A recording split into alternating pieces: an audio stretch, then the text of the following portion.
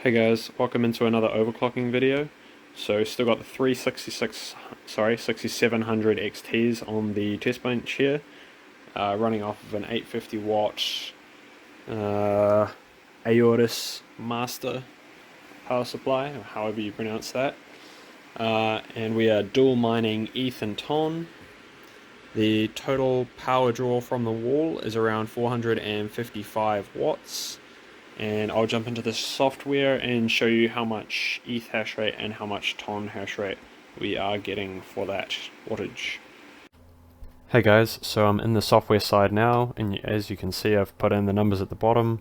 455 watts minus 17 watts system idle leaves the GPUs using 438 watts of power. So that's 146 per GPU, because there's 3 GPUs. We know from my previous video that ETH alone uses 93.5, and that means that 52.5 watts on top of that, to make that, is what TON is using. So we know that ETH is still doing the same performance. We calculate that out at 0.495 on the efficiency, and that means we can determine that 1.5 gigahash of TON is using 52.5 watts, which is an efficiency of 0.028. If we come into here, so this is kind of video inception here. So this is my previous video, the 6600 XTs. This is their efficiency here. So 1.2 gigahash a TON at 37.5 watts is 0.032 gigahash per watt. Sorry, this is a gigahash per watt metric. And then on the 6600 non-XT, we were getting 1.1 gigahash at 37.2 watts, which is 0.029 gigahash per watt. So this 6700 XT is slightly less efficient than the 6600 non-XT on TON mining, or dual mining TON, and the most efficient of the ones that I've tested so far is the 6600 XT. But then the XT is slightly less efficient on TON than, on Ethereum than the 6600. So yeah. In terms of ranking, like 1, 2, and 3 on Ethereum, it goes 6600, 6600 XT, then the 6700 XT. In terms of TON, it goes 6600 XT, 6600 non-XT, and then 6700 XT. Yeah, sorry, that was a bit of a bit of a messy bit of information there. Yeah, so roughly 116 watts power draw in the software, which, as we know, is 146 at the wall, so these AMD cards do really underreport by a lot.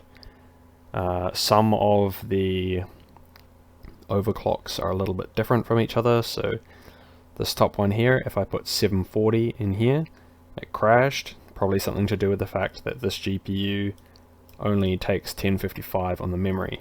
So yeah, it's a bit annoying, but it only takes 1055 there, which means this number has to be a little bit higher as well, so 640 on the memory controller voltage here. Yeah, I'll open up the clocks for all of them individually, so you can, if one of the overclock settings doesn't work for you, then you can just try the next one basically. If your 6700 XT crashes with 1055 in the memory, then probably, with 1075 in the memory, then probably try these clocks here. When applying these settings, the correct procedure would be to turn the rig on, get it all the way into Hive OS, put in the fan speed, the core, and the memory clock, leave the voltages blank, and crack it into mining, probably at 100% fan.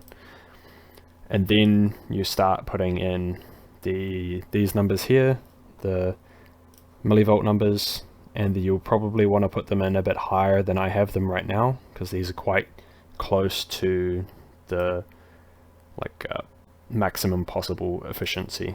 So a little bit of poor silicone lottery and you'll be crashing your GPU. Or if you've got good silicone lottery, you might be able to push it even lower. Yeah, so start maybe 750, maybe 760 on the core voltage, 650 on the memory controller voltage, 1260, 1270 on the memory voltage, 1000 on the SoC VDD max, and then if that doesn't crash it, if that's running stable, start reducing the all of those millivolt settings. Reduce one at a time until it crashes, and then increase it back to the number that it was last stable at. Yeah, so that's pretty much the process for determining your most efficient overclock settings. Yeah, so this GPU isn't actually doing too bad. Like, it's 1.5 gigahash is fairly high, and it is pretty stable around there. And yeah, 138 gigahash in total. It does get up to 46.5 on these, even 46.8. So there's a little bit of fluctuation on the numbers there, but for the most part, it's like pretty stable. So yeah. Very minimal fluctuations, and yeah, I hope these overclocks work for everyone else as well. Not the most efficient, but also not the least efficient. So yeah, for anyone who's got this GPU and wanting to dual mine TON, this is what you'll get. Yeah, thanks for watching this video. Leave a like if this helped you in any way. Comment down below if you have any other video ideas or anything you want to see. And yeah, have a great day. See ya.